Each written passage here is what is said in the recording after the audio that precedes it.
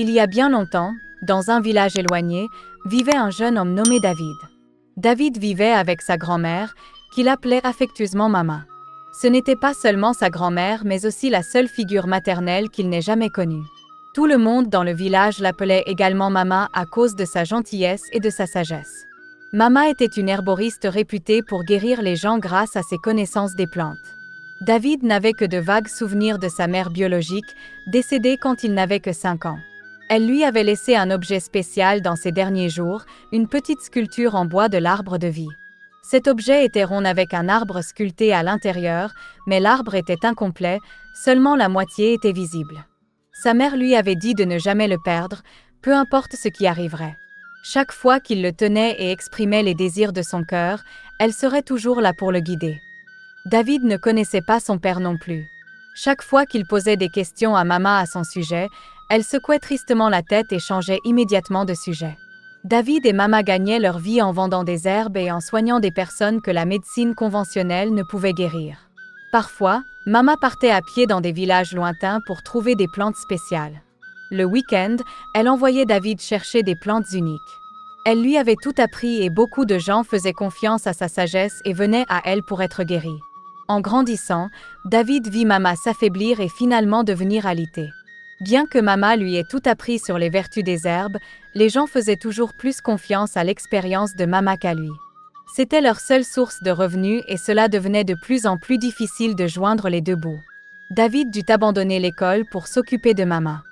Quelques villageois fidèles croyaient encore aux herbes traditionnelles et continuaient à les acheter, mais de plus en plus de gens se tournaient vers la médecine occidentale. Ils devinrent très pauvres, souvent ils ne prenaient qu'un seul repas par jour, survivant grâce à l'argent que David gagnait en transportant des briques sur les chantiers de construction. Ces emplois étaient difficiles à trouver car il n'y avait pas beaucoup de construction dans le village et chaque chômeur se disputait les rares emplois disponibles. Leur situation dura encore 3 ans. David travaillait dur simplement pour que lui et sa grand-mère puissent survivre.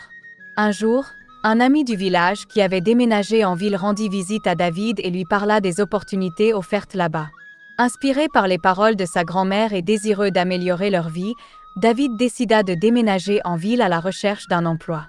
Le déménagement en ville ne fut pas facile. David fit face à de nombreux défis. Le bruit, la foule et le rythme de vie effréné étaient accablants. Il eut du mal à trouver un endroit où loger et finit par vivre dans une petite chambre exiguë partagée avec d'autres ouvriers. David parcourait les rues chaque jour à la recherche de travail, déterminé à ne pas rentrer au village les mains vides. Après des semaines de recherche, David trouva un emploi comme agent d'entretien dans une grande entreprise. Ce n'était pas un travail très bien payé, mais c'était un début. Il était reconnaissant pour cette opportunité et se promit de travailler dur pour envoyer de l'argent chez lui afin d'aider sa grand-mère. L'entreprise où travaillait David était dirigée par un homme d'affaires prospère nommé Monsieur Loco. Le bâtiment était grand et brillant, rempli de gens en tenue élégante se pressant à des réunions. Le travail de David consistait à nettoyer les bureaux et les couloirs, marchant silencieusement pour s'assurer que tout était impeccable. Un jour, alors qu'il nettoyait le hall d'entrée, David vit une belle jeune femme. Elle était élégamment habillée avec un sourire bienveillant qui illuminait la pièce. David apprit plus tard qu'elle s'appelait Marina, la fille de Monsieur Loco. Elle visitait souvent le bureau pour aider lors d'événements de charité et d'autres activités. David ne pouvait s'empêcher de penser à Marina. Elle était différente de toutes les personnes qu'il avait rencontrées auparavant. Contrairement aux autres, elle le saluait toujours avec un sourire et s'arrêtait parfois pour discuter. Le cœur de David battait la chamade quand elle était près de lui. Il savait que c'était insensé de rêver d'une personne si hors de sa portée, mais il ne pouvait pas contrôler ses sentiments. Les amis de David au travail remarquèrent son affection pour Marina. Ils l'avertirent des différences de leur statut social et lui conseillèrent de rester à distance, mais les sentiments de David ne firent que s'intensifier. Il admirait Marina non seulement pour sa beauté mais aussi pour sa gentillesse et son humilité. Un après-midi, alors que David nettoyait le hall d'entrée, Marina s'approcha de lui. « Tu gardes toujours cet endroit si propre. Merci pour ton dur labeur, » dit-elle à David. Il sentit ses joues rougir. « Merci, mademoiselle Marina. Je fais simplement de mon mieux, » répondit David avec modestie. Marina sourit. « J'ai remarqué que tu fais un travail merveilleux. Depuis combien de temps travailles-tu ici ? » « Juste quelques mois, » répondit-il. « Je suis venu d'un petit village pour trouver du travail en ville. Les yeux de Marina pétillaient d'intérêt. Ça a dû être un grand changement. Comment trouves-tu cela? David partagea un peu ses luttes pour s'adapter à la vie en ville et son désir de soutenir sa grand-mère restée au village. Marina écoutait attentivement, ses yeux bienveillants ne quittant jamais son visage. Les jours se transformèrent en semaines et David commença à attendre avec impatience la visite de Marina. Ils continuaient à discuter à chaque fois qu'elle passait et une amitié discrète commença à se former. Les amis de David continuaient à le mettre en garde, mais il ne pouvait s'empêcher de chérir les moments passés avec elle. Un soir, alors que David terminait son quart de travail, il entendit quelqu'un l'appeler. C'était Marina, visiblement troublée. « David, j'ai besoin de ton aide. Il y a un événement caritatif demain et nous manquons de bénévoles. Pourrais-tu m'aider ?» demanda-t-elle. David accepta immédiatement, désireux de passer plus de temps avec elle. Le lendemain, il l'aida à préparer l'événement, marchant à ses côtés. Il était impressionné par son dévouement et la manière dont elle traitait tout le monde avec respect et gentillesse. À la fin de l'événement, Marina prit David à part. « Merci pour ton aide aujourd'hui, David. Je n'aurais pas pu le faire sans toi. » David sourit. « C'était un plaisir, mademoiselle Marina. Je suis heureux de pouvoir aider. » Marina hésita un instant avant de parler. « Tu es un travailleur acharné et une bonne personne. Ne laisse personne te faire sentir le contraire. Continue à croire en toi-même. » David ressentit une montée d'émotion. « Merci, mademoiselle Marina. Tes mots comptent beaucoup pour moi. » Alors qu'elle s'éloignait, David réalisa que ses sentiments pour elle s'étaient encore approfondis. Malgré les défis et les avertissements de ses amis, il ressentit un mince espoir. Peut-être qu'il y avait une chance pour lui de combler l'écart entre leurs mondes. Cependant, leur proximité grandissante ne passa pas inaperçue. Monsieur Loco finit par découvrir l'amitié de sa fille avec le modeste nettoyeur. Il fut furieux et interdit à Marina de le revoir. « Marina, tu es une fille de la famille Loco. Tu ne peux pas fréquenter un simple nettoyeur. C'est en dessous de toi, déclara-t-il avec sévérité. « Mais père, il est bon et travailleur, protesta Marina. Je m'en fiche. Tu ne le verras plus ni ne lui parleras, insista son père. À partir de ce jour-là, chaque fois que Marina visitait le bureau, l'équipe de sécurité l'escortait directement au bureau de Monsieur Loco. David voyait Marina passer de loin et lui faisait signe, mais elle baissait les yeux et continuait. Ses amis le voyaient également et lui rappelaient qu'il l'avait averti. Une fille comme elle ne pourrait jamais être avec quelqu'un comme lui. Cela attrista profondément David et cette nuit-là, il ne put pas dormir. Il appela chez lui et parla à l'aide-soignante qu'il appelait Tati, lui demandant de passer le téléphone à maman et il lui parla de tout ce qu'il avait vécu avec Marina. David fut soulagé après avoir parlé à sa grand-mère et s'endormit vers minuit. Monsieur Loco ne se rendait pas compte que leur séparation ne faisait que renforcer leur désir mutuel. Ils commencèrent à se languir l'un de l'autre encore plus. Quelques semaines plus tard, le destin les réunit à nouveau. Cette fois, Marina renversa accidentellement son café dans la cuisine du bureau. David était à proximité et se précipita immédiatement pour nettoyer le dégât. « Je suis désolé pour le dérangement », dit Marina avec un sourire. « Aucun problème, mademoiselle Marina, c'est mon travail », répondit-il poliment. Pendant qu'il parlait, David pouvait voir la tristesse dans les yeux de Marina. « Tu me manques, nos discussions », dit-elle doucement en regardant autour d'elle pour s'assurer que personne ne les observait. « Moi aussi, Marina. Cela a été difficile de ne pas te voir », admit David. Ils échangèrent quelques instants avant de se séparer, chacun ressentant un regain de connexion et d'espoir. Malgré les ordres stricts de Monsieur Loco, leur brève conversation leur rappela le lien qu'ils partageaient et la gentillesse qu'ils voyaient l'un chez l'autre. Les jours se transformèrent en semaines et leur désir de se parler devint plus fort. Un jour, David trouva une petite note cachée parmi les fournitures de nettoyage. C'était de Marina. « Retrouve-moi dans le jardin pendant la pause déjeuner. » Excité et nerveux, David se rendit au jardin à l'heure convenue. Derrière les hauts haies, Marina l'attendait. « Je suis contente que tu sois venu », lui dit-elle doucement. « Tu m'as tellement manqué, David. Tu m'as aussi manqué », répondit-il, à peine croyant ce qui se passait. Il sentit que c'était le bon moment pour lui dire ce qu'il ressentait depuis tout ce temps. « Marina, commença-t-il, mais avant de pouvoir finir ses mots, Marina éternua brusquement. Ses éternuements devinrent de plus en plus forts. « Marina, ça va ?» demanda-t-il inquiet. Je ne suis pas sûre, je pense attraper la grippe. Je ne peux pas rester, David, je ne me sens pas bien tout à coup, dit Marina en quittant le jardin. David fut déçu, mais il lui demanda quand même son numéro pour pouvoir prendre de ses nouvelles plus tard. Ils échangèrent leurs numéros et David regarda Marina partir. Il gardait son petit téléphone portable près de lui, souriant comme un enfant. Ce soir-là, en rentrant chez lui, David pensa à appeler Marina. Il ne pouvait se concentrer sur rien d'autre.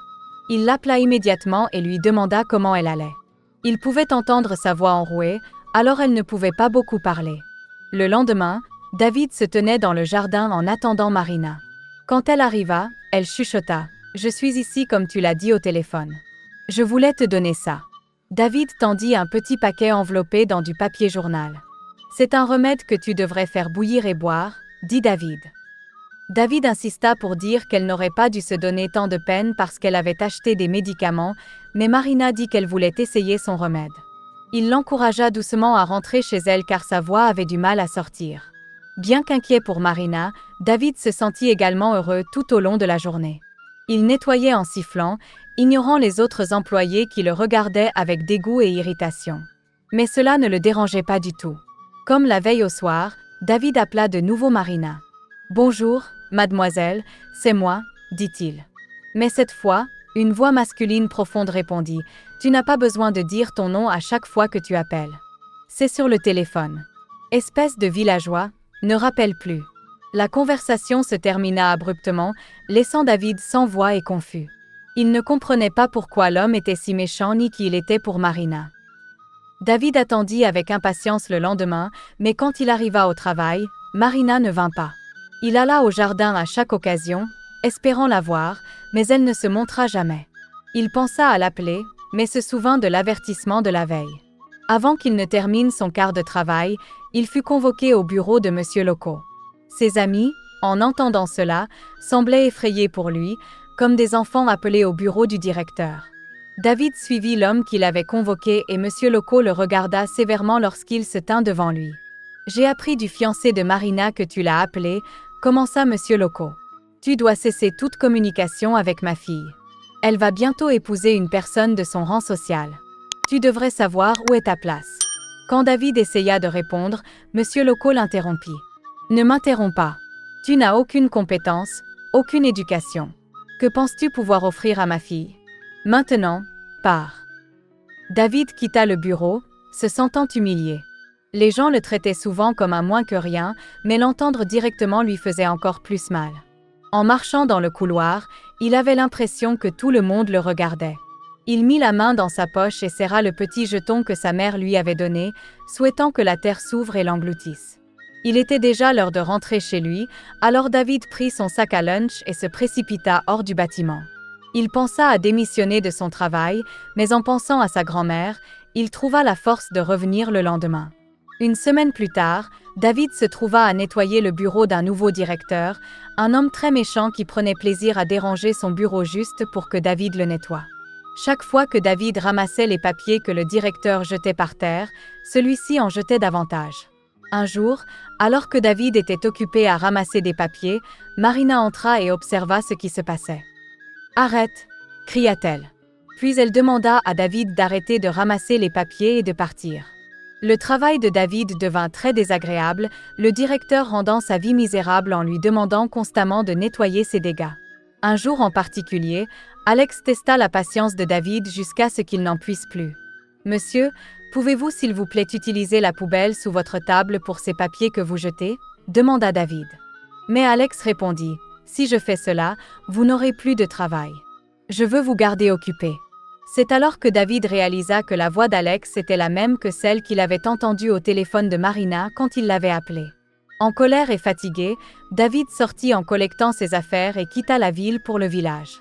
Mais avant de partir, il demanda un dernier service à ses amis, remettre une lettre à Marina. Dans la lettre, David se confiait, expliquant tout ce qui s'était passé et combien elle lui importait. Il la remerciait pour la gentillesse qu'elle lui avait montrée et lui disait au revoir, sachant qu'il devait retourner à ses racines pour trouver la paix et le sens de la vie. Lorsque David rentra chez lui, sa grand-mère fut folle de joie de le voir. Elle le serra fort dans ses bras, les yeux brillants de bonheur. Alors qu'il expliquait pourquoi il avait quitté son emploi, elle l'écouta attentivement puis dit « Tu as fait le bon choix, David. Si cela te donne la paix et la sérénité, c'était la bonne décision. Ne t'inquiète pas pour l'argent, ta vie est plus importante. » David avait économisé un peu d'argent grâce à son travail de nettoyage. Inspiré par les commerces qu'il avait vus en ville, il eut l'idée d'ouvrir une petite pharmacie dans son village, vendant à la fois des herbes traditionnelles et des médicaments occidentaux. Bien que son cœur désirât toujours Marina, il savait qu'il ne pourrait jamais la voir. Il se concentra donc sur son nouveau commerce. La boutique devint rapidement prospère, rapportant suffisamment d'argent pour lui et sa grand-mère pour vivre confortablement. Les mois passèrent et un jour, David reçut un appel inattendu de Marina. « David, j'ai besoin de te dire quelque chose d'important, mais pas au téléphone. Peux-tu me dire comment venir à ton village ?» demanda-t-elle. Le lendemain, Marina arriva chez David. Ils étaient extatiques de se revoir, se serrant fort comme s'ils ne voulaient jamais se lâcher. « Je t'aime, Marina » avoua-t-il, des larmes coulant sur son visage. « Je suis sortie de mon mariage avec Alex parce que je ne peux pas vivre sans toi » expliqua-t-elle. Elle raconta que son père avait choisi Alex pour elle parce qu'il venait d'une famille riche et était le fils d'un ami de son père. Alors qu'il parlait dehors, sous l'ombre d'un grand arbre, plusieurs voitures arrivèrent soudainement dans la cour de David. Monsieur Loco, Alex et ses parents en sortirent rapidement et se précipitèrent vers eux. Alex, bouillant de rage, se précipita sur David et le poussa au sol. Le père d'Alex tenta de retenir son fils, mais David tomba et son jeton sculpté glissa de sa poche. Monsieur Loco attrapa Marina, insistant pour qu'elle retourne et épouse Alex. Mais alors quelque chose d'étrange se produisit. Alex et ses parents s'arrêtèrent tous et fixèrent le jeton de l'arbre généalogique sculpté qui était tombé de la poche de David. Le père d'Alex enleva lentement sa chaîne qui tenait une pièce correspondante de l'arbre généalogique familial. Il prit la pièce de David et l'inséra dans la sienne. C'était un parfait ajustement, comme une pièce manquante d'un puzzle. Maintenant debout, David regardait avec confusion tout comme Marina et Monsieur Loco. La mère d'Alex applaudit des mains et s'exclama « Je le savais ». Elle regarda furieusement son mari. Le père d'Alex, stupéfait, demanda à David « Qui êtes-vous » sa voix tremblante. « Mon nom est David », répondit-il, encore incertain de ce qui se passait. « Non, non », dit le père d'Alex, « attends, je me souviens. J'ai besoin de voir ta mère. » Ils entrèrent tous à l'intérieur et lorsque la grand-mère de David vit le père d'Alex, elle s'écria « Oh mon Dieu, maintenant je peux reposer en paix. Tu es enfin venu après avoir abandonné ma fille et être retournée en ville. Tu l'as laissée faire face à la honte toute seule, dit-elle en pleurant. Je voulais revenir, maman, répondit le père d'Alex en pleurant. Mais quand je suis revenue en ville, mon père avait arrangé un mariage pour moi. J'ai laissé cette pièce à la mère de David comme promesse de revenir pour mon enfant, dit-il, les larmes coulant sur son visage. Alex, interrompant et riant d'incrédulité, dit alors « Le concierge est mon frère ?» Sa mère et son père le regardèrent tous les deux et dirent en même temps « Oui ». Le père d'Alex continua « Je suis désolé, tu es mon fils. S'il te plaît, pardonne-moi. Tu es mon premier-né et mon seul fils. » Choqué et en colère, Alex s'exclama « Qu'est-ce que tu veux dire par mon seul fils ?» Sa mère s'agenouilla et supplia son mari « Pas maintenant, s'il te plaît. Ce n'est ni le lieu ni le moment. » Alex sortit furieusement de la maison et tout le monde s'assit en silence, la pièce emplie de tension. Monsieur Loco, maintenant silencieux, commença à pleurer. « Je voulais te voir mariée avant qu'il ne soit trop tard. Je voulais voir ton mariage avant que je... » Il toucha sa poitrine et s'effondra. On le plaça rapidement sur un tapis, l'air lourd de peur et de secrets révélés. Après un certain temps, Monsieur Loco se réveilla, ses yeux fatigués mais sincères. Il regarda Marina et parla d'une voix faible mais sincère. « Ma fille, je te prie de me pardonner. C'était mon dernier souhait de te voir mariée avant que... Il faut que j'y aille. Je suis en phase terminale, les médecins ont tout essayé, mais il n'y a pas de remède, ajouta Monsieur Loco. Marina s'agenouilla près de son père, les larmes coulant sur son visage. « Mais papa, pourquoi as-tu dû me forcer à épouser un homme que je n'aime même pas à cause de ton souhait ?» demanda-t-elle, sa voix se brisant alors qu'elle le serrait fort contre elle. Monsieur Loco soupira profondément, sa main tapotant doucement son dos. « Je pensais que c'était le mieux pour toi, pour assurer ton avenir. Mais je vois maintenant que j'avais tort, répondit-il. Puis Monsieur Loco se tourna vers David, ses yeux implorants. David, s'il te plaît, aide mon père. Je sais que ton aide précédente n'était pas ordinaire. Ne peux-tu pas l'aider aussi? David, essayant toujours de comprendre le tourbillon d'événements, resta assis en silence. Il secoua la tête, se sentant submergé. C'est juste trop pour aujourd'hui. Est-ce que tout le monde peut partir? J'ai besoin de temps pour réfléchir, cria-t-il, sa voix résonnant de frustration et de confusion. La pièce devint silencieuse et, un par un, tous partirent, laissant David seul avec ses pensées. Marina resta un moment de plus, ses yeux encore pleins d'espoir. « Je sais que tu traverses beaucoup de choses. Je t'appellerai quand je serai arrivée chez moi, murmura-t-elle avant de partir. David resta silencieux, assis dans le silence, regardant sa grand-mère. « Maman, pourquoi ne m'as-tu pas dit ?» demanda-t-il d'une voix tremblante. Maman soupira profondément, ses yeux emplis de vieille douleur. « Comment aurais-je pu? Ton père nous a laissé le cœur brisé et a apporté la honte sur notre famille au village. Je ne voulais pas rouvrir ses blessures, dit-elle, sa voix à peine audible. David hocha lentement la tête, essayant de comprendre le poids de ses paroles. Une semaine plus tard, son père retrouvé, Monsieur Loco et Marina se rassemblèrent une fois de plus. Monsieur Loco, dans un geste de désespoir, s'agenouilla devant David. « Je t'en prie, mon fils, aide-moi, implora-t-il. David le releva rapidement. « Non, je t'en prie, monsieur, ne vous agenouillez pas, dit-il. » Bien que son cœur soit encore lourd de colère, il regarda Monsieur Loco droit dans les yeux, sa voix calme mais empreinte d'émotion. « Monsieur, je ne crois pas en ce soudain changement de cœur. Vous m'avez traité comme si j'étais inférieur parce que j'étais pauvre. Maintenant, vous demandez de l'aide au même garçon solitaire du village que vous méprisiez. Vous ne changerez jamais. Allez trouver quelqu'un dans votre propre cercle pour vous aider. » Les yeux de Monsieur Loco se remplirent de désespoir. « Je vous paierai n'importe quel montant que vous voulez, offrit-il. David rit amèrement. « Voilà le problème avec vous, les gens riches. Vous pensez que l'argent peut tout résoudre. Je me fiche de votre argent. Dites à votre argent de vous guérir. » Avant que David ne puisse finir sa phrase, Marina s'agenouilla aux côtés de son père. « S'il te plaît, pour moi, aide mon père, supplia-t-elle, les yeux remplis de larmes. Le cœur de David se serra en la voyant ainsi. Il regarda Marina et, malgré sa colère, il ne put nier ses sentiments pour elle. Il hocha lentement la tête, incapable de refuser sa doléance. À côté, son père retrouvé implora aussi. « Mon fils, je sais que nous t'avons tous offensé. Trouve en toi le pardon, dit-il. » David regarda son père retrouvé, son esprit bouillonnant à la fois de colère et de curiosité. « Et pourquoi exactement devrais-je vous pardonner ?»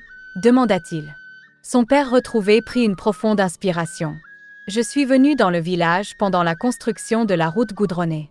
J'y ai passé de nombreux mois et suis tombé amoureux de ta mère. Quand elle est tombée enceinte, mon père m'a rappelé en ville. Je pensais revenir, mais mon père avait arrangé un mariage pour moi avec la mère d'Alex, qui venait d'une famille puissante. Elle était déjà enceinte d'Alex quand je l'ai épousée. C'était soit elle, soit être déshéritée. J'ai choisi l'héritage au détriment de toi, expliqua-t-il, les larmes coulant sur son visage. David secoua la tête, incrédule. Alors après tout ce que vous avez vécu, vous forcez encore vos enfants à se marier? Vous me surprenez, dit-il en regardant à la fois Monsieur Loco et son père retrouvé. Avec l'aide de sa grand-mère, David partit à la recherche des traitements nécessaires pour Monsieur Loco. En quelques mois, Monsieur Loco fut guéri.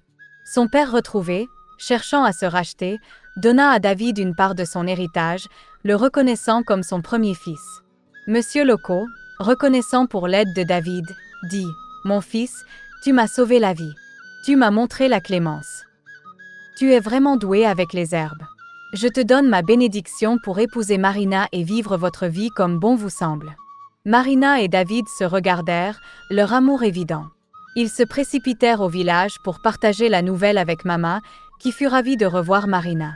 Elle resta chez David pendant une semaine, apprenant à connaître Mama et elles devinrent comme les meilleures amies. Un soir, Mama les appela près de son lit. « Mon temps est venu. J'ai tenu bon pour voir votre fin heureuse, mais maintenant je peux partir en paix, dit-elle, sa voix calme et aimante. « Non, Mama, s'il te plaît, tiens bon encore un peu. Je veux épouser Marina. S'il te plaît, supplia David, les larmes aux yeux. Maman sourit doucement. Celui qui trouve une femme trouve le bonheur. Tu es béni, mon fils. Je sais que vous serez heureux ensemble. Vous avez tous les deux ma bénédiction, dit-elle. Elle posa ses mains sur leur tête, murmura ses bénédictions, puis ferma les yeux pour toujours. David ressentit une vague de paix l'envahir, bien que les larmes ne cessassent de couler abondamment sur son visage. Marina le serra fort, lui offrant son soutien. Après un mois, David suivit Marina en ville. Monsieur Loco, reconnaissant pour sa seconde chance, continua à lui offrir des postes dans son entreprise. Alex était parti à l'étranger après tout ce qui s'était passé, laissant un vide dans l'entreprise. Monsieur Loco espérait que David le remplace. Cependant, il refusa à chaque fois. « Merci, monsieur, mais j'ai un autre rêve, » disait-il. Monsieur Loco insistait, promettant de lui enseigner tout sur l'entreprise. « Tu as le potentiel de faire de grandes choses ici, David. J'ai besoin de quelqu'un en qui je peux avoir confiance. Laisse-moi t'aider, » le pressait-il. Mais David restait sur sa décision. Il avait vu le potentiel de ses connaissances en herbe et voulait en faire une entreprise pharmaceutique prospère. « J'apprécie votre offre, monsieur Loco, mais je veux créer quelque chose de mon propre chef.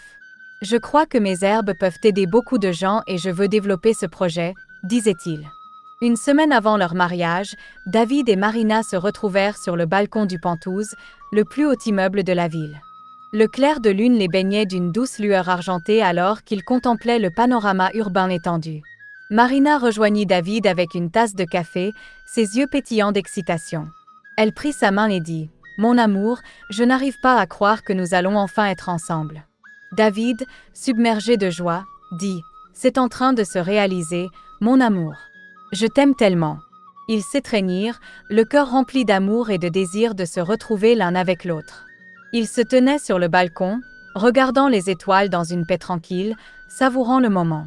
La nuit passa rapidement et bientôt arriva leur jour de mariage.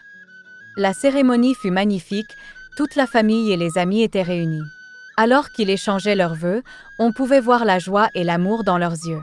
Ils emménagèrent dans leur nouvelle maison, un endroit empli de chaleur, d'amour et de la promesse d'un avenir radieux ensemble.